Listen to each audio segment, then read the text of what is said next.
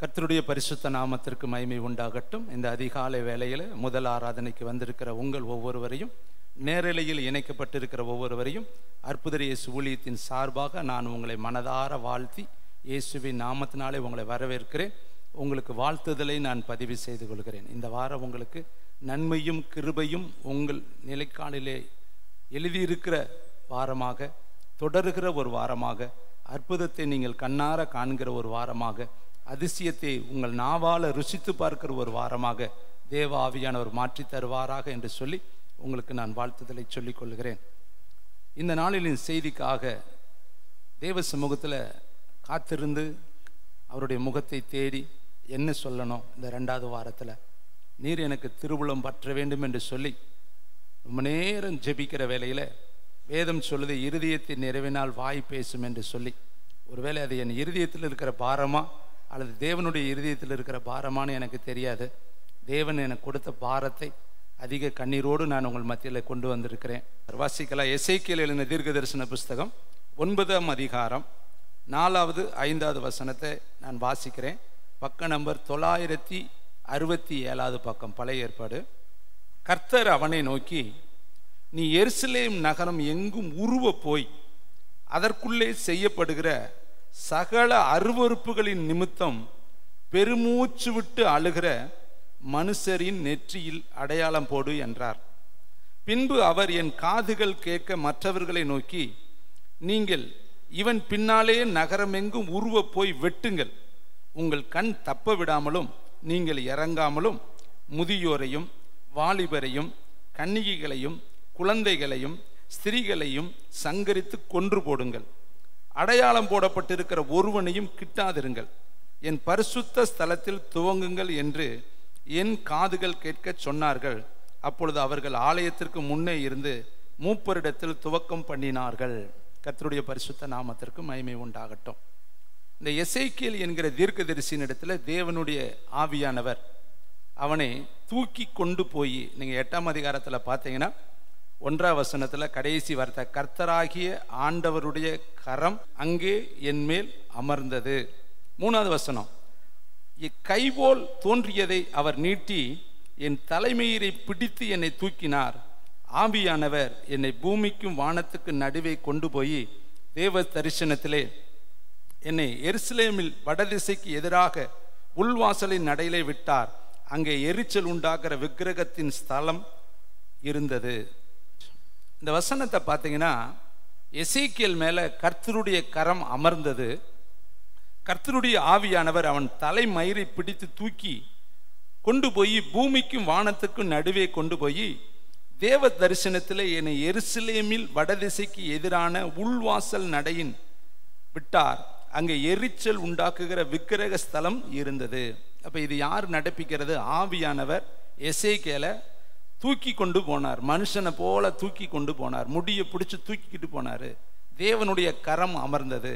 இந்த 9ஆம் அதிகாரம் முழுவதும் அந்த ஆவியானவரே அவனை கொண்டு போய் எல்லா காரியங்களையும் காண்பித்து, ஆலயத்தில் நடக்கிற காரியங்கள், எருசலேமில் நடக்கிற காரியங்கள், இஸ்ரவேல் மக்கள் நடுவில் நடக்கிற காரியங்களை எல்லாம் அவனுக்கு வெட்ட வெளிச்சமாய் கொண்டு போய் காண்பித்து இந்த வசனத்தை சொல்றாரு, நீ எருசலேம் நகரம் எங்கும் உருவ போய். அப்ப எருசலேம் தேவனுடைய நகரம், இசைவினைப்பான நகரம். எருசலேமை கர்த்தர் தெரிந்து கொண்ட பட்டணம். எருசலேமில் வீற்றிருக்கிறவர்கள், பெத்லகேமில் வீற்றிருக்கிறவர்கள், யூதேயாவில் இருக்கிறவர்கள்லாம் பாக்கியவான்களாக இருந்தார்கள். ஆனால் அந்த பட்டணம் இப்போ எப்படி இருக்குதா? அருவருப்பான ஒரு பட்டணமாய் மாறி போயிருச்சான். கர்த்தர் சொல்றாரு பாருங்க, எருசலேம் நகரம் எங்கும் உருவ போய் அதற்குள்ளே செய்யப்படுகிற சகல அருவருப்புகளின் நிமித்தம் பெருமூச்சு விட்டு அழுகிற மனுஷரின் நெற்றியிலே அடையாளம் போடு. அப்ப எருசலேமுக்குள்ள என்ன இருக்கு? அருவருப்புகள் இருக்கு, அக்கிரமங்கள் இருக்கு, அசுத்தங்கள் இருக்கு, தேவன் விரும்பாத காரியங்கள் இருக்குது. அவர் மனசுல இருக்கிறத சொல்றாரு பாருங்க. ஒருத்தன் மேலே இறக்கம் வைக்காமல், 6வது வசனத்தை பாருங்க, முதியோரையும் வாலிபரையும் ஸ்திரீகளையும் கன்னிகைகளையும் குழந்தைகளையும் சங்கரித்து கொன்று போடுங்கள். அடையாளம் போடப்பட்டிருக்கிற ஒருவனையும் கிட்டாதிருங்கள். என் பரிசுத்த ஸ்தலத்திலே இதை துவங்குங்கள் என்று என் காதுகள் கேட்க சொன்னார். அப்ப இந்த சம்பவம் வெளியில நடக்கிறது அல்ல, ஆலயத்திற்குள்ள கிறிஸ்தவத்திற்குள்ள, இஸ்ரவேலர்களுக்குள்ள, தேவனுடைய ஜனத்திற்குள்ளதான் இந்த காரியங்கள் நடக்குது. என்ன நடக்குது? அருவருப்புகள் நடக்குது.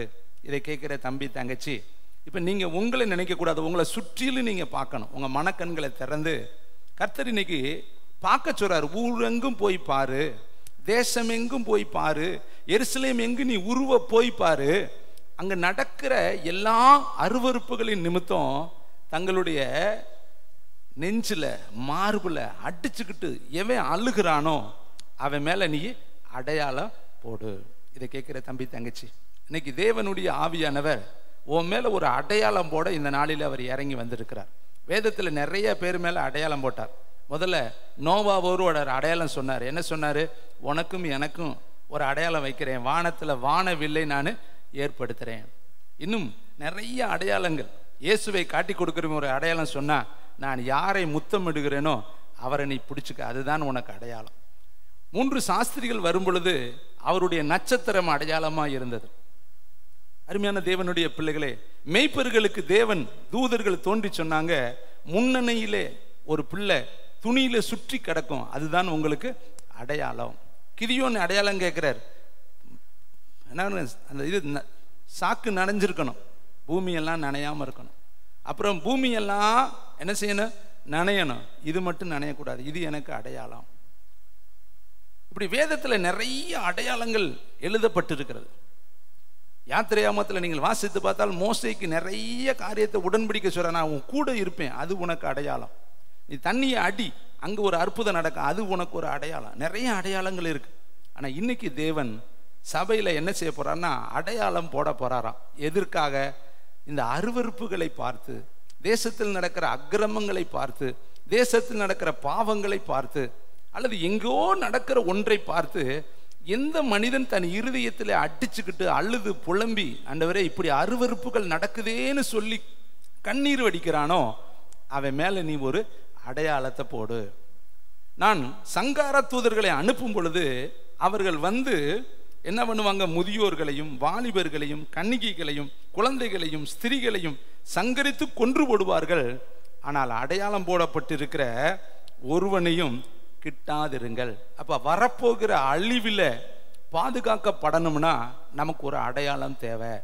நீங்க வெளிப்படுத்தல் புஸ்தகத்தை பூரா படிச்சு கருத்தை பார்த்தீங்கன்னா, அடையாளம் போட்டப்பட்டிருக்கிறவங்க எல்லாம் பரலோகத்துல பங்கடைவார்கள். நெற்றியில அடையாளம் போடப்பட்டவர்கள், நெற்றியில அடையாளம் போடப்படாதவர்கள் எல்லாரும் அக்கினி கடலிலே கந்தக கடலிலே பங்கடைவார்கள் என்று வேதத்தில் எழுதப்பட்டிருக்கு. அப்ப அடையாளம் நமக்கு எவ்வளவு முக்கியம் என்பதை நீங்களும் நானும் இந்த நாட்களில யோசித்து பார்க்கணும். தேவனுடைய பிள்ளைகளை, நீங்க வேதத்துல கருத்தாய் வாசித்து பார்த்தா, எகிப்து தேசத்திலிருந்து புறப்படுகிற ராத்திரியில என்ன காரியம் நடந்துச்சு வாசிக்கலாம். யாத்திரையாகமம் 12ஆம் அதிகாரம் 7வது வசனம். கொஞ்சம் வேதாகமத்தை இந்த காலை வேளையில நீங்க திருப்பினீங்கன்னா 83வது பக்கம் எல்லாரும் எடுத்துக்கொள்வோம். அங்கு ஒரு அடையாளத்தை கர்த்தர் போட்டாரு. அதை நீங்களும் நானும் கட்டாயம் பார்க்கணும். நம்ம வீட்டில் இந்த அடையாளம் இருக்கணும். வாசிக்கலாமா? 12ஆம் அதிகாரம் 7வது வசனம். யாத்திரையாகமம் 12ஆம் அதிகாரம் 7வது வசனம், 83வது பக்கம். அதின் இரத்தத்தில் கொஞ்சம் எடுத்து தாங்கள் அதை புசிக்கும் வீட்டு நிலைக்கால் கல் 2லும் நிலைக்காலின் மேல் சட்டத்திலும் தெளித்து அன்று ராத்திரியிலே அதன் மாம்சத்தை நெருப்பினால் சுட்டு புளிப்பில்லாத அப்பத்தோடும் கீரையோடும் கசப்பான கீரையோடும் அதை புசிக்க கடவீர்கள். அடுத்து பாருங்களே 17ஆம் வசனம், 11ஆம் வசனம். அதை புசிக்க வேண்டிய விதமாவது, அந்த பஸ்கா பண்டிகையை நீங்க எப்படி சாப்பிடணும்? ஆளுக்கு ஒரு ஆட்டுக்குட்டி, சாப்பிடுவதற்கு ஏற்ற நபர்களை உள்ள வச்சுக்கிட்டு ஏற்ற அளவுக்கு ஒரு ஆட்டுக்குட்டியை வெட்டி நீங்க அதை எப்படி புசிக்கணும்? படுத்துக்கிட்டு, காலாட்டிக்கிட்டு, கையாட்டிக்கிட்டு, உட்காந்துக்கிட்டு, கதை பேசிக்கிட்டு எல்லாம் சாப்பிடக்கூடாது. அந்த பஸ்காவை புசிப்பதற்குன்னு ஒரு ப்ரொசீஜர் இருக்கு, ஒரு சட்டம் இருக்கு, ஒரு ரூல் இருக்கு. ஒரு தேவன் ஒரு சட்டத்தை நியமித்திருக்கிறார். அந்த சட்டம் என்னன்னு வேதம் சொல்லுது, நீங்கள் உங்கள் அறைகளில் கச்சையை கட்டி கொண்டு. அப்ப அதை புசிக்கிறதுக்கு முன்னாடி ஆட்டை அடிச்ச உடனே நீ என்ன பண்ணணும்? அறையை கட்டிக்கணும், நல்லா ரெடியா இருக்கணும். அறை கட்டினா என்ன அர்த்தம்? யுத்தத்துக்கு போக ரெடி, ஓடி போக ரெடி, வெளியேற ரெடி, எதையும் செய்ய ரெடி. இடுப்புல பெல்ட்டை கட்டணும். பெல்ட்டை கட்டினா என்ன அர்த்தம்? ஆயத்தம் என்கிற, பாதரட்சை என்கிற, இதெல்லாம் நீங்க எபேசியர்ல வாசிக்கலாம். அறைகளில் கச்சையை கட்டினவர்களாயும் பாதரட்சையை தொடுத்தவர்களாயும் மார்க்கவசத்தை தணிந்தவர்களாயும் சகல விதமான ஆயத்தங்கிறதை நீங்க எடுத்துக்கொண்டவர்களாயும் மாம்சத்தோடு துரைத்தனங்களோடு யுத்தம் பண்ண நீங்க ஆயத்தமாகணும். இங்க பாருங்களே, அந்த பஸ்காவை புசிப்பதற்கு எப்படி வரணுமா?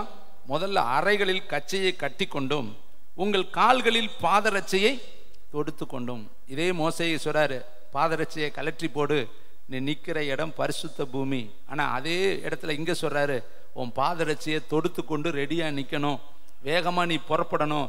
இதுதான் இந்த பட்டணத்துல நீ சாப்பிட்ற கடைசி போஜனம், இந்த பலி கடைசியா நீ சாப்பிடக்கூடிய திருவிருந்து இதுதான். அதனால புறப்பட்டு ரெடியா கச்சையை கட்டிக்க. ரைட், கச்சையை கட்டி கொண்டும் அடுத்து தொடுத்து கொண்டும் உங்கள் கைகளில் தடியை பிடித்து கொண்டும் அதை தீவிரமாய் புசிக்க கடவீர்கள், அது கர்த்தருடைய பஸ்கா.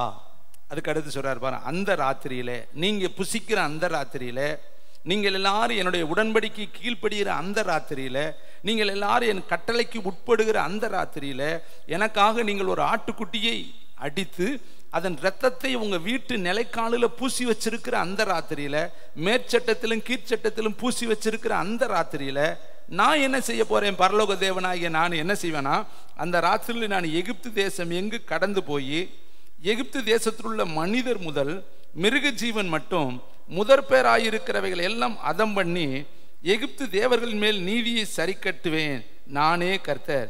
நீங்கள் இருக்கும் வீடுகளில் இந்த இரத்தம் உங்களுக்கு அங்க எது அடையாளமா இருக்கும்? நெற்றியில அடையாளம் போடு. இண்டிவிஜுவல் பர்சன், தனி ஒவ்வொரு நபர்களுடைய நெற்றியிலையும் ஒரு அடையாளம் இருக்கணும். எப்படிப்பட்ட அடையாளம்? தேசத்தின் பாரத்தை தன் இருதயத்திலே சுமந்திருக்கிறவன், தேவனுடைய திட்டத்தை தன் இருதயத்திலே சுமந்திருக்கிறவன், தேவனுடைய மனதுருக்கத்தை தன் இருதயத்திலே சுமந்திருக்கிறவன், தேவனுடைய எண்ணங்களை தன் வாழ்க்கையிலே பிரதிபலிக்கிறவன், தேவனுக்காய் இவன் பிரித்தெடுக்கப்பட்டவன் என்கிற அடையாளம் உன் நெற்றியில இருக்கணும். அடுத்து நீ தங்கி இருக்கிற வீட்டில் என்ன இருக்கணுமா? இயேசு கிறிஸ்துடைய ரத்தம் பூசப்பட்டு இருக்கணும். ஆட்டுக்குட்டியினுடைய ரத்தம் உன் வீட்டு நிலைக்காலில் பூசப்பட்டு இருக்கணும். எதற்காக? அந்த ரத்தம் இல்லாவிட்டால் என்ன ஆகும்? சங்கார தூதர்கள் வருவாங்களா ராத்திரி நேரத்துல. இதைத்தான் மோசே எழுதுறாரு, இரவில் உண்டாகும் பயங்கரத்திற்கும் இருளில் நடமாடும் கொள்ளை நோய்க்கும். அப்ப இரவு நேரத்துல நம்ம தூங்குவோம், ஆனா பரலோகத்துல நிறைய சம்பவங்கள் நடந்துகிட்டு இருக்கு, பாதாளத்திலையும் நிறைய சம்பவங்கள் நடந்துகிட்டு இருக்கு. திருடர்கள் கண்ணமிட்டு இரவு நேரத்துல திருடுவார்கள். அப்ப இரவு நேரத்துல நமக்கு தெரியாத விதத்துல எத்தனையோ நிகழ்ச்சிகள் இந்த உலகத்துல நடக்குது தேவனுடைய பிள்ளைகளே. ஆனா தேவன் நம்மை பாதுகாக்கணும்னா நம்ம என்ன செய்யணும்? படுக்கிறதுக்கு முன்னாடி, நம்ம புறப்படுவதற்கு முன்னாடி நம்ம வீட்டு நிலை காலில் இயேசுவின் ரத்தம் இருக்குதான்னு பார்க்கணும். ஆட்டுக்குட்டியானவருடைய ரத்தம் நம்ம வீட்டில் இருக்கா, நம்ம நெற்றியில இருக்குதான்னு சொல்லி கர்த்தருடைய ஆவியானவர் இன்றைக்கு நினைப்பூட்டுறார். அப்ப உன் வாழ்க்கையில தேசத்துல நடக்கிற அருவருப்பை குறித்து ஒரு உணர்வு இருக்கா? உன்னை நான் ரட்சித்திருக்கிறேனே, உன்னை நான் அழைத்து வந்திருக்கிறேனே, அந்த அக்கிரம சேற்றிலிருந்து உன்னை நான் தூக்குனேனே, அந்த அருவருப்புகளிலிருந்து நான் உன்னை விடுதலை ஆக்குனேனே, அந்த நரக பாதாள வழியிலிருந்து உன்னை நான் தூக்கி எடுத்து கொண்டு வந்தேனே. இன்னைக்கு அதற்கு நேராக எத்தனை லட்சங்கள் போய்கொண்டிருக்குது. அவர்களுக்காக நீ என்றாவது உன்னுடைய மார்பில் அடித்து கொண்டு அழுதிருக்கிறாயா, புலம்பி இருக்கிறாயா, கதறி இருக்கிறாயா, திறப்புல நின்று இருக்கிறாயா? அவர்களுக்காக என்றாவது நீ உன்னுடைய ஜெபத்தை என்னுடைய சமூகத்தில் செலுத்தி இருக்கிறாயா? எருசலேமை பார்த்து கர்த்தர் சொன்னார், இந்த காலத்திலேயாவது நீ உன்னுடைய சமாதானத்துக்கு ஏற்றவைகளை செய்தாயானால் நலமாயிருக்கு. எருசலேமை பார்த்து இயேசு கண்ணீர் விட்டு அழுதார் என்று சொல்லி வேதத்தில் எழுதப்பட்டிருக்கு. இதை கேட்கிற தம்பி, தங்கச்சி, தாயே, தகப்பனே, இந்த வயசுல நீங்க அழுதுட்டீங்கன்னா ஒரு காலத்துல நீங்க சிரிப்பீங்க தேவனுடைய பிள்ளைகளை. வேதம் சொல்லுது, அழுகிறதுக்கு ஒரு காலம் உண்டு, இன்று அழுகிற நீங்கள் பாக்கியவான்கள், இனி நீங்கள் நகைப்பீர்கள் என்று வேதம் சொல்லுகிறது. இதை கேட்கிற தம்பி, தங்கச்சி, இங்க பாருங்க, வீட்டில் கர்த்தர் அடையாளம் போட சொல்றாரு. ஏன்னா தூதர்கள் வருவாங்க, சங்காரக்காரர்கள் வருவாங்க. நீ இருக்கிறது எகிப்து தேசம். அந்த எகிப்து தேசத்துல ஒரு பர்டிகுலர் எல்லையில கோசேன் பட்டணத்துல நீ இருக்கிற. ஆனா முழு ராஜ்யமும் எகிப்து ராஜ்யம். அதுல ஒரு பட்டணம் தான் கோசேன் பட்டணம். தூதர்கள் எல்லாவற்றையும் அறிந்தவர்கள் கிடையாது. அவர்களுக்கு ஒரு சிக்னல் கொடுக்கப்பட்டிருக்கும், நீங்க போங்க, எந்த வீட்டில் ரத்தம் இல்லையோ, அடையாளம் இல்லையோ, அந்த வீட்டுக்குள்ள இருக்கிற தலைச்சன் பிள்ளைகளை கொன்றுங்க. ஏன்னா அவர்கள் எல்லாரும் நம்மை விட அறிந்தவர்கள் கிடையாது. அவர்களுக்கு எதுவுமே தெரியாது. இன்னைக்கு என்ன பிரசங்கிக்கப்படுதுன்னு அவங்களுக்கு தெரியாது. அவர்கள் நம்மள மாதிரி இயேசுவை அப்பான்னு கூப்பிட முடியாது. அவர்கள் நமக்கு பணிவிடை ஆவிகள், நமக்கு வேலைக்காரர் ஆவிகள். நம்ம கூப்பிட்டால் வந்து நமக்கு பணிவிடை செய்துட்டு போற ஆவிகள் தான் அந்த தூதர்கள். தூதர்கள் என்பது நம்மை பார்த்து அவர்கள் ஆச்சரியப்படுகிறார்கள், நம்மை பார்த்து அவர்கள் பிரமிப்பார்கள். நம்ம தான் அவரை அப்பா என்று கூப்பிடுகிறோம், நம்ம தான் அவரை இரட்சகரை என்று கூப்பிடுகிறோம், நம்ம தான் அவரை மணவாளனை என்று கூப்பிடுகிறோம், கவர்ச்சி நாயகனை என்று கூப்பிடுகிறோம். தூதர்கள் அப்படி கூப்பிட முடியாது. அவர்கள் எல்லாரும் அவருக்கென்று உருவாக்கப்பட்டிருக்கிற பணிவிடை ஆவிகள். நம்மளைத்தான் கர்த்தர் குமாரனாக, குமாரத்தியாக, நேச குமாரர்களாய் கர்த்தர் உருவாக்கி இருக்கிறார். படைப்பிலேயே நம்மை கர்த்தர் விசேஷித்தமான பாத்திரமாய் கர்த்தர் உருவாக்கி இருக்கிறார். அப்ப இந்த தூதர்களுக்கு யார் வீட்டுக்குள்ள போறது, யார் வீட்டுக்குள்ள போகாதுன்னு தெரியாது. அவர்கள் வரும் பொழுது ரத்தத்தை பார்ப்பாங்க, அடையாளம் இருக்குதா, வீட்டுல இயேசுவின் ரத்தம் இருக்குதா, இல்லைன்னா உள்ள போந்துருவாங்க. அப்ப உங்களை பாதுகாக்கணும்னா உங்க நெற்றியில ஒரு அடையாளம் இருக்கணும். அப்பதான் அருகில் நீங்க எடுத்துக்கொள்ளப்பட முடியும். அப்பதான் அக்கினி கடலுக்கு நம்ம விலக முடியும். அப்படித்தான் பாதாள வல்லமைக்கு நம்ம விலக முடியும். ஒருவேளை நம்முடைய நெற்றியில அடையாளம் இல்லாவிட்டா, அடையாளம் போடாதவர்கள் அத்தனை பேரும் அக்கினி கடலிலே பங்கடைவார்கள். இங்க அடையாளம் போடாத எல்லா வீட்டுக்குள்ளேயும் தேவதூதன் உள்ள போயிடுவான். அவனுக்கு தெரியாது இது ரட்சிக்கப்பட்ட வீடான. அவனுடைய கட்டளை நிறைவேற்ற அவன் இறங்கி வருவான். யார் வீட்டுல ரத்தம், ஒருவேளை ஆண்டவருடைய பிள்ளையா இருந்தாலும் ரத்தம் பூசாமல் அசால்ட்னஸா இருந்திருந்தானா, சோம்பேறித்தனமாய் அவன் தன்னுடைய வீட்டில் ரத்தம் பூசுவதற்கு சங்கட்டப்பட்டு கொண்டு இந்த வேலையை யாரா செய்யறது, நமக்கு தெரியாதா, கர்த்தருக்கு எல்லாம் பார்த்துக்குவாரான்னு சொல்லி கர்த்தருடைய கட்டளையை மீறி அவன் ரத்தத்தை வாசலிலே பூசாதபடி அவன் சோம்பல் உள்ளவனாக, லேசினஸ் மேனாக அவன் வீட்டுக்குள்ள படுத்திருந்தால் அவனுடைய வீட்டுக்குள்ளேயும் தூதர்கள் பூந்து தலைச்சன்களை கொண்டிருப்பாங்க. அப்ப அடையாளம் இடப்படணும், அடையாளம் இடப்பட வேண்டும் என்று கர்த்தர் சொன்னார். நோவாவுக்கு சொன்னார், உனக்கும் எனக்கு ஒரு அடையாளம் இருக்கு. எப்பொழுதெல்லாம் வானவில் வருகிறதோ அப்பெல்லாம் நான் இந்த பூமியை ஜலத்தால் அழிக்க மாட்டேன் என்று உன்னோடு நான் உடன்படிக்கை பண்ணுகிறேன். மோசையோடு ஒரு உடன்படிக்கை பண்ணினார், ரத்த சம்பந்தமான ஒரு விருத்த சேதன உடன்படிக்கையை பண்ணினாரு. வேதத்துல நிறைய அடையாளங்களை கர்த்தர் பண்ணி இருக்கிறாரு. ஆனா நமக்கு கர்த்தர் சொல்றாரு, ஓ நெற்றியில ஒரு அடையாளம் போட நான் இந்த நாள்ல மையோடு வந்திருக்கிறேன். அதுக்கு மேல நீங்க பாத்தீங்கன்னா எசேக்கியேல் சொல்றாரு, எழுதக்கூடிய நபர் வருகிறான், அந்த மைக்கூடோடு அவன் இறங்கி வருகிறான். அவன் வந்து இவர் சொன்ன உடனே அவனை அடையாளம் போடுகிறான். யாரெல்லாம் திறப்புல நிற்கிறாங்களோ, யாரெல்லாம் இந்த அருவருப்புகளை நினைத்து மன கிளேசப்படுறாங்களோ அவங்களுடைய நெற்றியில அடையாளம் போட அவன் இறங்கி வந்தான் என்று சொல்லி வேதம் சொல்லுகிறது. இதை கேட்கிற தம்பி, தங்கச்சி, தாயே, தகப்பனே, தேவன் நம்ம நிச்சயத்துக்கு ஒரு நோக்கம் இருக்கு. நம்ம மட்டும் வாழ, நம்ம மட்டும் சந்தோஷமா இருக்க, நம்ம குடும்பம் மட்டும் நல்லா இருக்கிறதுக்காக கர்த்தர் நம்மளை தெரிந்து கொள்ளல. தேசத்திற்கு அழுது ஜெபிக்க கர்த்தர் நம்மளை எதிர்பார்க்கிறார். இந்த அருவருப்புகளுக்காய் திறப்பில் நிற்கிறவன் யார்? இப்படிப்பட்ட அக்கிரமங்கள் உங்க கண்ணு முன்னாடி நடக்குது, உங்க கண்ணு முன்னாடி பாக்குறீங்க. எவ்வளவு வாலிபர்கள், எவ்வளவு வாலிப பிள்ளைகள், எத்தனை முதியோர்கள், எத்தனை குடும்ப தலைவர்கள் இந்த நாட்களில் சீர்கெட்டு போயிருக்கிறாங்க. அதுக்காக பாரப்படுகிறது யார்? இந்த எருசலேமில் நடந்த சீர்கேடுகளை நான் உங்களுக்கு மத்தியில் வைக்க விரும்புகிறேன். அதுக்கு முன்னாடி நினைப்பூட்டுதலுக்கு ஒரு வசனத்தை வாசிக்கலாம். சங்கீதம் 19:12 வசனம்.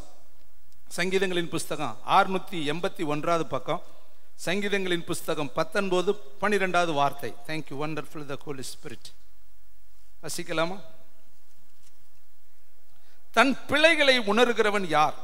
மறைவான குற்றங்களுக்கு என்னை நீங்களாக்கும், துணிகரமான பாவங்களுக்கு உமது அடியேனை விலக்கி காரும், அவைகள் என்னை ஆண்டு கொள்ள ஒட்டாதிரும். அப்பொழுது நான் உத்தமனாகி பெரும் பாதகத்துக்கு நீங்களா இருப்பேன். சங்கீதக்காரர் தேவனுடைய இருதயத்தை டச் பண்ணன ஒரு நபர். நீங்களும் நானும் டச் பண்ணிட்டோமா என்னன்னு எனக்கு தெரியாது.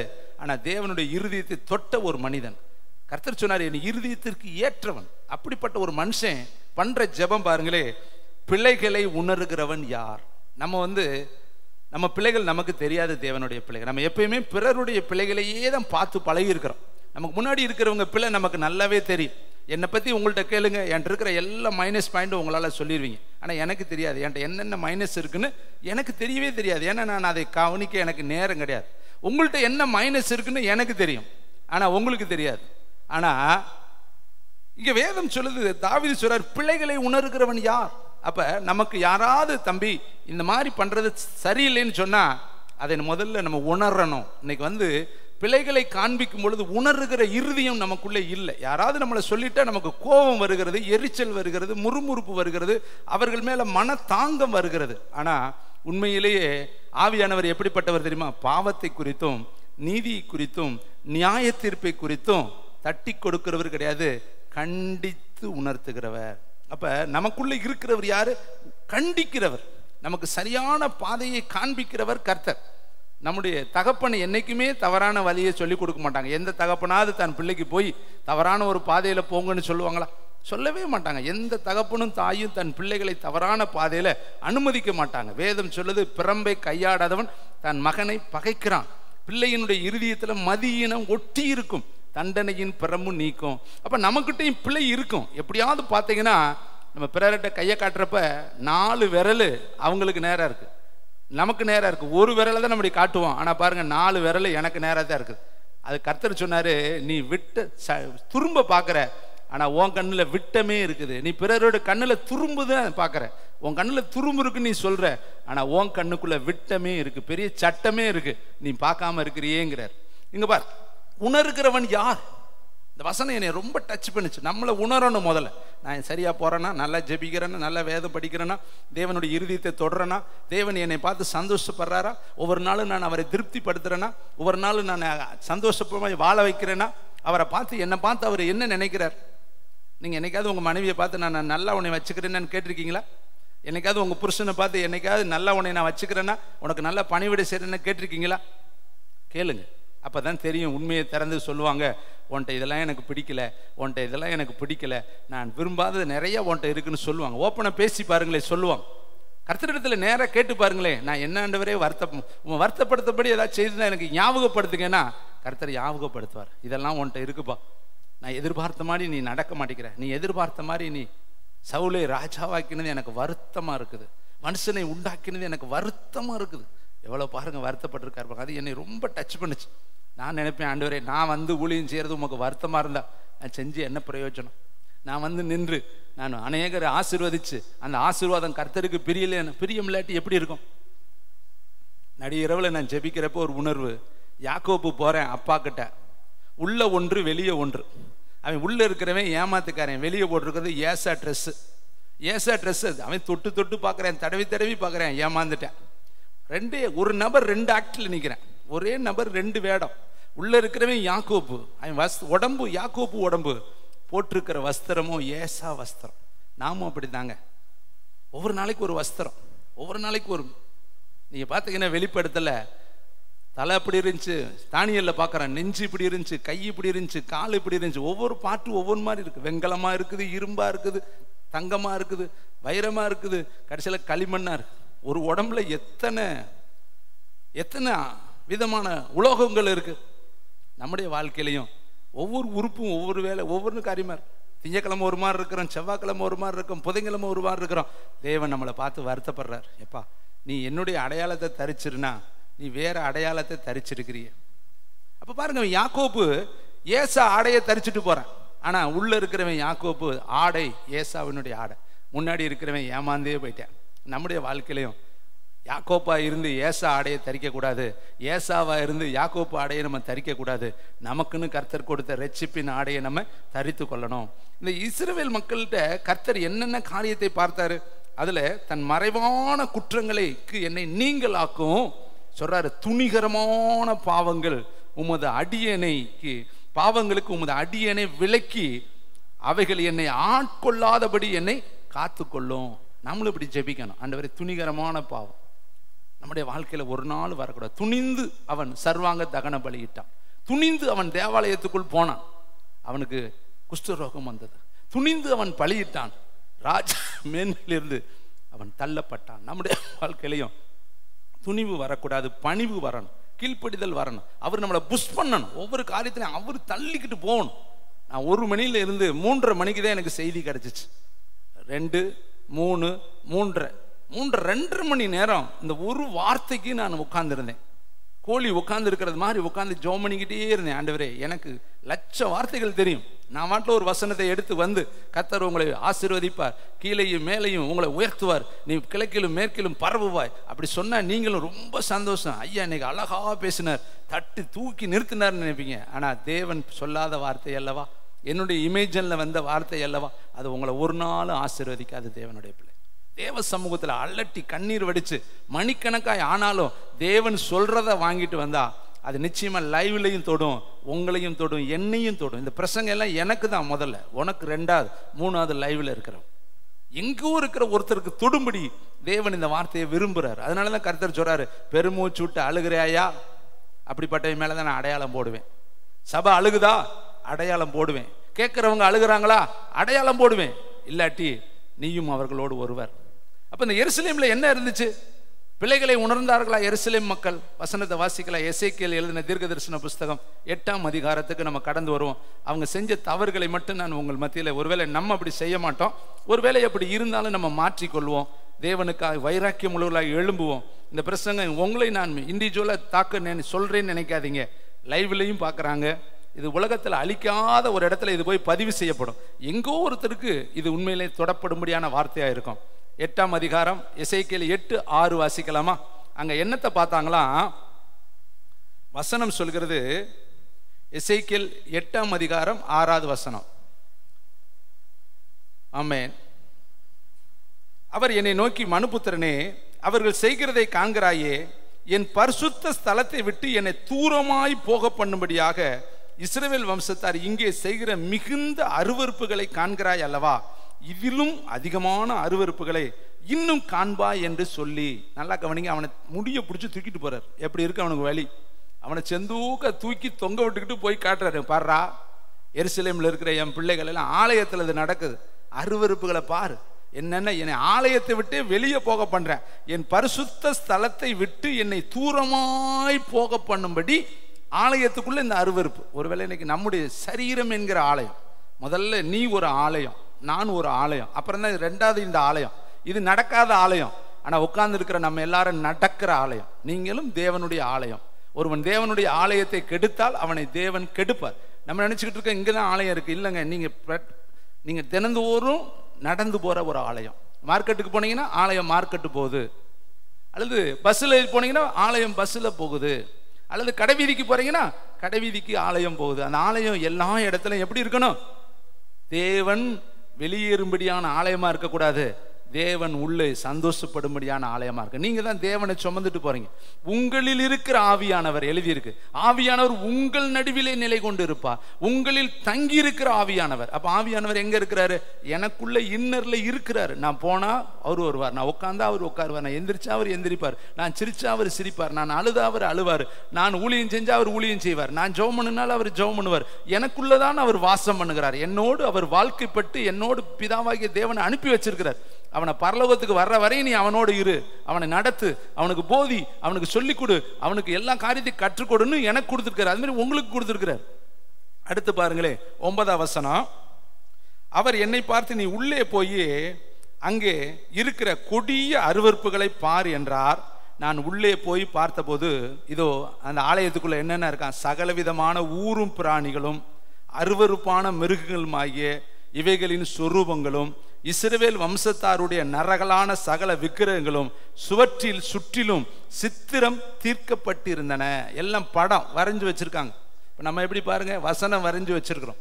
உபாகமத்துல சொல்றாரு, வீட்டுக்கு நிலைக்காலில் எழுதி வை என் வசனத்தை, உன் பிள்ளைகளுக்கு கருத்தாய் போதி, உன் பிள்ளைகளுக்கு எல்லா சம்பவத்தையும் சொல்லிக் கொடு, உன் பிள்ளைகளோடு இந்த வசனத்தை குறித்து பேசு. ஆனா ஆலயத்துல வசனம் போடுறதுக்கு பதிலாக சித்திரம் போட்டிருக்காங்களாம். என்னென்ன சித்திரமா இருக்குதா? ஊரும் பிராணி, அருவருப்பான மிருகம், சுரூபங்கள், இன்னும் நரகலான விக்கிரகங்கள் எல்லாம் எங்க வந்துருச்சு? ஆலயத்துக்குள்ள வந்துருச்சு. இன்னைக்கு நம்முடைய வாழ்க்கைக்குள்ளேயும் அருவருப்பு நிறைய வந்துருச்சு. என்னென்ன? கெட்ட வார்த்தை, பொய், அசுத்தம், இச்சை, காம விகாரம், வன்கண், பகை, விரோதங்கள், வைராக்கியங்கள், கோபங்கள் ஆலயத்துக்குள்ள வந்து உள்ள இருக்குது. நமக்குள்ள அது வந்துருச்சு. அருவருப்பு, தேவன் விரும்பாத நிறைய காரியங்கள். உங்க வீடுகளே தெரியும். இன்னும் எத்தனை சீரியலுக்கு அடிட்டு எத்தனை பேர், தொடர்ச்சியா சீரியலுக்கு தன் ஜீவனை கொடுக்கிறவங்க எத்தனை பேர்? யோசித்து பாருங்க. இதெல்லாம் தன்னுடைய பிள்ளைகளை உணர்கிறவன் யார்? மறைவான குற்றங்களுக்கு என்னை நீங்களாக்கும், துணிகரமான பாவங்களுக்கு என்னை விடுதலை ஆக்கும். தனிமையா இருக்கிறவனுக்கு ஐயோ, கர்த்தரே சொன்னார் தனியா இருக்காதப்பாங்கிறார்.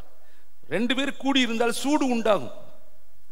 மனைவியும் கணவனும் இணைந்து இருக்கணும். அதுக்கு தானே கர்த்தர் படைச்சார். ஆனா நம்ம மனைவியை விட்டுட்டே சுத்திக்கிட்டு இளையறது, கணவனை விட்டுட்டே சுத்திட்டு இளையது. நீ தனித்து போனாலே இச்சை வருமே, பாவம் வருமே, பிசாசு வருவானே, யாரை விழுங்கலாமோ என்று அவன் வகை தேடுறானே. இணைத்து வைத்த தேவனை விட்டுட்டு, இணைப்பை விட்டுட்டு நம்ம துண்டித்து துண்டித்து துண்டித்து ஒருத்தன் தனியா போறானாவே அவனுக்குள்ள பாவம் போராடும். அவனுக்கு ஈஸியா பிசாசு அவனை அட்டாக் பண்ணுவதற்கு ரொம்ப தனிமை பயங்கரமான ஒரு ஆயுதம் அவனுக்கு. நீ தனித்தால் பிசாசுக்கு இலக்கு உன்னை கண்டுபிடிக்க அவனை ஈஸியா கண்டுபிடிச்சிட்டான். ஏவாள் ஆதாமை விட்டுட்டு போனா ஈஸியா தோல்வி அடைஞ்சு போயிட்டான். வேதத்துல நீங்க தனிமையா இருந்த நபர்கள் எல்லாம், தாவீது அவ்வளவு பெரிய போர் வீரன், அவன் தனிமையா யுத்த களத்துல இல்லாதபடி தனித்து அவன் இருந்தான். பச்சேபால் இடத்துல தன் வாழ்க்கையை தோத்து போனான். அதனால தாங்க அதோனியா எழும்புனா, அப்சலோம் எழும்பின, 10 ஸ்திரீகள் தீக்கரையாக்கப்பட்டாங்க. அவனுடைய மகள் தீட்டுப்படுத்தப்பட்டால் அவன் ஒலிவ மலை மேல கண்ணீரோடு கூட எழும்பி போனான். எவ்வளவு இழப்பு தெரியுமா அவனுக்கு? அந்த ஒரு நாள் அவன் யுத்தத்துக்கு போயிருந்தானா இந்த பச்சைபாலை பார்த்திருக்க மாட்டான், இவ்வளவு பெரிய பாவத்தில் அவன் விழுந்திருக்க மாட்டான். ஒரு தனிமை அவனுடைய வாழ்க்கையில எவ்வளவு பெரிய டேமேஜை உருவாக்கிருச்சு. இங்க பாருங்களே, மறைவான பாவங்கள். இங்க பாருங்களேன், அருவருப்புகள் இருக்குதான். அடுத்து 10வது வசனம் பாருங்களே. நான் உள்ளே போய் பார்த்தது, அடுத்து 10க்கு அடுத்து 11. இஸ்ரவேல் வம்சத்தாரில் மூப்பரில் 70 பேரு, மூப்பரில் எத்தனை பேரா? 70 பேரு. அவர்கள் நடுவிலே அப்படியே தூப கலசத்தை பிடித்துக்கொண்டு, நேரம் இல்லை வேகமா சொல்லிட்டு போறேன், தன் தூப கலசத்தை பிடித்து கொண்டு அவைகளுக்கு முன்பாக நின்றார்கள். தூப வர்க்கத்தினால் மிகுந்த புகை எழும்பிற்று. எங்க தூபம் பிடிச்சிருக்கேன்? 7 பொன்குத்துகளுக்கு மத்தியில் தூபம் காட்டுறான்னா இவன் எங்க காட்டிக்கிட்டு இருக்கேன்? சித்திரத்துக்கு நேரா, சொரூபத்திற்கு நேரா தூபம் காட்டிக்கிட்டு இருக்கேன். ஆசாரியன் இதெல்லாம் ஆலயத்தில் இருக்குது. அதுதான் கர்த்தர் சொல்றாரு. அருவருப்பா இல்லையா? நம்ம ஜபிக்க வேண்டிய விட்டு ஜபித்தை விட்டுட்டு எங்கேயோ உட்கார்ந்து இருக்கிறோமே. வேதம் படிக்க வேண்டிய இடத்துல வேதம் படிக்காம எங்கேயோ உட்கார்ந்து இருக்கிறோமே. நம்முடைய நேரத்தை எங்கேயோ செலவு செய்து கொண்டு இருக்கிறோமே. நண்பர்களோடும் சிநேகிதர்களோடும் செல்போனோடும் எங்கேயோ நம்ம தூபம் காட்டிக்கிட்டு இருக்கிறோமே. நம்முடைய வாழ்க்கையில பெரும்பகுதி பிரயாசம் யாருக்காக செலவு செய்து கொண்டு இருக்கிறோம்? அருவருப்பா இருக்கிற தேசத்துக்காக அழுகாம, ஜெபிக்காம, புலம்பாம, ஊழியம் செய்யாம, ஆத்ம பாரம் கொள்ளாம, கர்த்தருடைய திட்டத்தை நிறைவேற்றாம யாரை பார்த்து யாருக்கு நேராய் தூபம் காட்டி கொண்டு இருக்கிறோம்? இங்க தூபம் காட்டி கொண்டு இருக்கிறாங்க. 14வது வசனம் பாருங்க. பெண்கள் எல்லாம் என்ன பண்ணாங்களா? என்னை கர்த்தருடைய ஆலயத்துக்கு வடக்கு வாசல் நடையிலே கொண்டு போனார். இதோ அங்கே தம்பூஞ்சுக்காக அழுது கொண்டிருக்கிற ஸ்திரீகள் உட்கார்ந்து இருந்தார்கள். பெண்கள் எல்லாம் தம்பூஞ்சுக்காக, மூஞ்சூருக்காக, அசுத்தமான ஒண்ணுக்காக அழுது கொண்டு உட்கார்ந்து இருந்தார்களாம். 16ஆம் வசனம் ரொம்ப கொடுமையான ஒரு வசனம். ஆலயத்துல முதுகு எனக்கு காட்டிட்டு சூரியனை நமஸ்கரித்து கொண்டு இருக்கிறாங்க. முதுக கர்த்தருக்கும் முகத்தை சூரியனுக்கும் காட்டுறாங்களாம். நீங்க 8ஆம் வசனம் வீட்டுல போய் தயவுசெய்து 8ஆம் அதிகாரம் படிச்சு பாருங்க. இவங்க அருவருப்பெல்லாம் அசுத்தமெல்லாம் கர்த்தர் எழுதி இருக்கிறார். முதுகை எனக்கு காட்டுறானே, எனக்கு முன்னாடி பார்த்து ஜெபம் பண்றான்னா முதுகை காட்டிட்டு அவன் மூஞ்சூருக்கு முன்னாடியும் சூரியனுக்கு முன்னாடியும் படைக்கப்பட்ட ஊர்வன பரப்பன உலகத்தில் இருக்கிறதுக்கு முன்னாடி நின்று இருக்கானே. ஒரு வேடிக்கையான ஒரு செய்தியை நான் பார்த்தேன். ஒரு அம்மா பிள்ளைய நடத்தி கூட்டிட்டு நாயை தோல்ல போட்டுட்டு போகுது. அதை கேட்டிருக்காங்க. உலகம் எவ்வளவு மோசமா போச்சு. பெத்தது கீழே நடக்குது, வளர்க்கறத 5 அறிவு ஜீவன் கழுத்தில் உட்காந்துருக்கு. இதை கேட்குறேன், இவன் இப்படி தாண்டா மனுஷன் இன்னைக்கு வாழ்ந்துட்டு இருக்கேன். யோசித்து பாருங்க, எதுக்கு முக்கியத்துவம் கொடுத்துருக்குறோம்? வேதம் வீட்டில் கிடக்குது, டிவி பார்த்தா அலங்கார மாடியில் இருக்குது, வேதம் பார்த்தா கிழிஞ்சு ஒண்ணுமே இல்லாமல் கிடக்கு. ஆனால் பணக்கட்டெல்லாம் எங்கே இருக்குது? பர்சுலையும் சட்டைக்குள்ளையும் பார்த்தா நல்ல முக்கியமான இடத்துல இருக்கு. எதை எங்கே வைத்திருக்கிறோம்? எதற்கு முக்கியத்துவம் கொடுத்துருக்குறோம்? இதை கேட்குறேன். மறைவான குற்றங்கள். தன் பிள்ளைகளை உணருங்க. கொட்டும் பொழுது தவறுகளை திருத்தி கொள்ளுங்க. நம்ம எல்லாரும் ஏசப்பட்ட ஒரு நாளைக்கு போகணும், நிச்சயமா ஒரு நாளைக்கு போய் நிற்கணும். அப்போ கர்த்தர் கேட்பாரு, உன்னை நான் இவ்வளவுலாம் பேசினேனே. அவர் கழுதையை கொண்டு பேசுவாருங்க, காக்காவை கொண்டு பேசுவாருங்க. நான் இல்லாட்ட யாரை கொண்டும் பேசுவார். மீனை கொண்டு ஊழியம் செய்யலையா? காக்காவை கொண்டு அவர் ஊழியம் செய்யலையா? கழுதையை கொண்டு அவர் பேசலையா? அவர் இயற்கை அப்பாற்பட்ட தெய்வம். நீ பேசாமல் இருந்தால் உத்தரம் பேசுங்கிறார், கல்லு பேசுங்கிறார். அப்ப கர்த்தர் எப்படி வேணாலும் பேசுவாரு. ஆனா கேட்க வேண்டியதும் கீழ்ப்படிய வேண்டியதும் நடக்க வேண்டியதும் நம்முடைய தலையாய கடமை தேவனுடைய பிள்ளைகளை. இங்க பாருங்க, முதுகு ஆலயத்துக்கு காட்டுறானா, கர்த்தருக்கு காட்டுறானா, முகத்தை சூரியனுக்கிட்ட காட்டுறானா? இன்னும் வேதனையான ஒரு வசனம். 17ஆம் வசனம் பாருங்களேன், முடிக்கிறேன். அப்பொழுது அவர் என்னை நோக்கி, மனுபுத்திரனே, இதை கண்டாயா? இதோ இந்த யூத வம்சத்தார் செய்கிற அருவருப்புகள் அற்பமான காரியமா? அவர்கள் தேசத்தை கொடுமையினால் நிரப்பி என்னை அடிக்கடி, என்னை ரொம்ப பாதிச்சிச்சு இந்த வசனம். நான் எதை படித்தாலும் நான் அப்படி செஞ்சேன்னா ஆண்டவரேன்னு முதல்ல கேட்டுருவேன். ஆண்டவரே, நான் ஏதாவது உன்னை அடிக்கடி கோவப்படுத்தியிருந்தா. இந்த வார்த்தையை நான் தியானிக்கிறப்பே ஆசாரியனை பார்த்து கர்த்தர் கேட்குறாரு. லூக்கா புஸ்தகத்தில் இருக்கு, என்னை ஏன் அடிக்கிறாய்? யோவான்ல சொல்றாரு, என்னை ஏப்பா நீ அடிக்கிறீங்க? நான் என்ன தப்பு பண்ணுனேன்? இயேசுவை விசாரிக்கும் பொழுதே அடிக்கிறேன். கர்த்தர் கேட்குறாரு, என்னை ஏப்பா நீங்க அடிக்கிறீங்க? யோவான் 18:22 எடுக்க நேரம் இல்லை. என்னை ஏன் அடிக்கிறாய்? பிலாத்துவ கேட்கிறாரு, என்னை சிலுவையில் அறைய அதிகாரம் உண்டுன்னு சொல்றியே, பரத்திலிருந்து உனக்கு கொடுக்கப்படாவிட்டால் என் மேல உனக்கு எப்படி அதிகாரம் இருக்கு? நான் உங்களையும் என்னையும் ஒரு கேள்வி என்னையே கேட்டுக்கிறேன். கர்த்தர் என்னை அழைக்காவிட்டால் எனக்கு எப்படி இந்த இடத்துல வர அதிகாரம் இருக்கும்? அப்பான்னு கூப்பிடுற அதிகாரம் எனக்கு எப்படி கிடைக்கும்? பிலாத்துக்கிட்ட கேட்கிறாரு, பரத்திலிருந்து எனக்கு உனக்கு கொடுக்கப்படாவிட்டால் என் மேல உனக்கு எப்படி அதிகாரம்? இந்த அதிகாரம் பரம் உனக்கு கொடுத்துருக்குது, பரத்திலிருந்து பிதா கொடுத்துருக்கிறார். இல்லாட்டி நீ எப்படி என் மேல அதிகாரம் செலுத்த முடியும்? இப்ப நமக்குள்ள ஒருத்தருக்கு ஒருத்தர் அதிகாரம் எப்படி? இப்ப சுதாவை எப்படி யாகப்பன் அதிகாரம் செலுத்துவாரு? தாலி கட்டிட்டு அதனால அதிகாரம் அடிப்பாரு, உதப்பாரு, என்ன வேணாலும் பண்ணுவாரு. அந்த அதிகாரம் கொடுக்கப்பட்டிருக்கு. இல்லாட்டி போய் அடிக்க முடியுமா? அம்மா வட்டியில போய் அடிச்சா விடுவாங்களா அவங்க ஆளுங்க? ஏசப்பாவை நம்ம இவ்வளவு தைரியமா கூப்பிடுறோமே, இதுக்கு என்ன அதிகாரம்? பிதாவாகிய தேவன் நம்மளை இழுத்துட்டார், மகனா இழுத்துட்டார். அதனால நம்ம அவர்கிட்ட கோவிச்சுக்கிறோம், விரட்டிக்கிறோம், உருட்டிக்கிறோம், சண்டை போட்டுக்கிறோம். ஆனா அவர் மட்டும் பிதா நம்மளை கூப்பிடாட்டி பக்கத்துல கூட போக முடியாது. அவர் எரிக்கிற அக்னி, அவர் பச்சிக்கிறவர். ஆனா இன்னைக்கு இந்த சுதந்திரத்தை யார் கொடுத்தா? பிதாவாகிய தேவன் ஒருவனை இழுத்து கொள்ளாவிட்டா அவன் என்னிடத்தில் வரமாட்டான். இந்த கிருபையா கொடுத்திருக்கிறார். இந்த கிருபையின் காலத்தை நம்ம வேஸ்ட் படுத்திட வேண்டாம், மண்ணாக்கிற வேண்டாம். அவர் சொல்றார், அடிக்கடி என்னை கோவப்படுத்துறார். கண்மலையை பார்த்து பேசுடா பேசுடான்னு தான் சொன்னார். அடிச்சான் பாரு. கர்த்தர் சொன்னார், ஏன்டா டே நான் என்னடா சொன்னேன்? பேசுன்னு தானே சொன்னேன், எதுக்கு அடிச்ச? அன்னைக்கு ஆசாரியனை கேட்டாரு, சேவகனை கேட்டா, எதுக்குடா என்னை அடிச்சிங்க? இன்னைக்கு நம்மளே ஏன் என்னை அடிக்கிற? சவுலை பார்த்து கர்த்தர் கேட்டாரு, நீ துன்பப்படுத்துகிற இயேசு நான் தான். இந்த வசனத்தை வச்சு நம்ம ஏதாவது துன்பப்படுத்தி இருக்கிறோமா? அவரை வேதனைப்படுத்தி இருக்கிறோமா? தினந்தோறும் நமக்கு அவர் பார்த்தோன்னே ரொம்ப மகிழ்ச்சியா இருப்பாரா? நீ உன் புருஷன்ட்ட எப்பயுமே மகிழ்ச்சியா இருக்கிறியா? நீ உன் மனைவிகிட்ட எப்பொழுதுமே மகிழ்ச்சியா இருக்கிறியா? அவர் கொண்டு வந்து கொடுக்குற எல்லா சாப்பாடும் உனக்கு பிடிச்சிருக்கா? அவர் எடுத்துட்டு வர்ற வஸ்திரம் எல்லாம் உனக்கு பிடிச்சிருக்குதா? அவர் வாங்கி தர்ற எல்லாமே நீ சந்தோஷமா ஏத்துக்கிறியா? வீட்டுக்குள்ள வந்து சாப்பாடை பார்த்த, இந்த சாப்பாடாக்கும் இதை போய் ஏன் பிடிக்கலையே, இந்த ட்ரெஸ்ஸா வேண்டாம், உனக்கு மட்டும் அது பிடிக்காது. அப்ப நம்ம செய்யற எல்லாம் அவருக்கு பிடிச்சிருமா?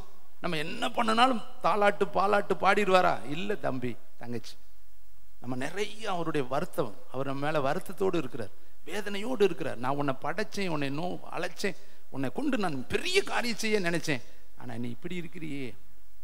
கர்த்தர் ஒவ்வொரு நாளும் அங்கலாய்க்கிறார். இன்னைக்கு ஆண்டவர்கிட்ட போய் சொல்லுங்க, நான் எத்தனையோ முறை உன்னை அடிச்சுட்டேன் ஆண்டவர், நான் எத்தனையோ முறை உன்னை நான் துக்கப்படுத்திட்டேன். அவ்வளவு பெரிய மோசே அடின்னு சொல்லல, பேசுன்னு தான் சொன்னார். ஆனா அடி அடின்னு அடிச்சு தண்ணி வந்துருச்சு, ஆனா அவன் கானானுக்குள்ள போகல.